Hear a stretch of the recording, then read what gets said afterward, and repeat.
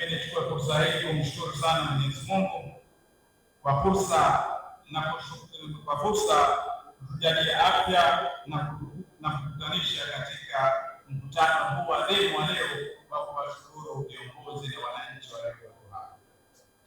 Mheshimiwa Makamu Mwenyekiti, ujio wako katika mkoa wa Mjini ni ishara ya kuendelea kuimarika kwa uongozi wa chama chetu katika kufuatilia utekelezaji wa ilani ya sisi kwa ajili ya uchaguzi mkuu wa mwaka 2025 unaofanywa na serikali yako kwa kuzingatia taratibu za ngazi za kitaifa kwa kusimamia ipasavyo majukumu ya kikatiba ya Chama cha Mapinduzi. Mheshimiwa Makamu Mwenyekiti,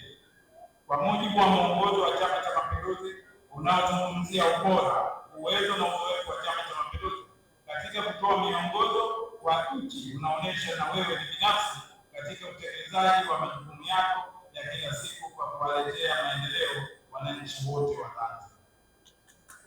Katika ziara yako hii ni kusimamia kwa vitendo dhana ya siasa ni uchumi na uchumi ni siasa, na kuhakikisha kwamba utekelezaji wa sera za Chama cha Mapinduzi ya miradi na uwekezaji inatekelezwa kama ilivyoandikwa ndani ya ilani ya Chama cha Mapinduzi ya mwaka 25/30.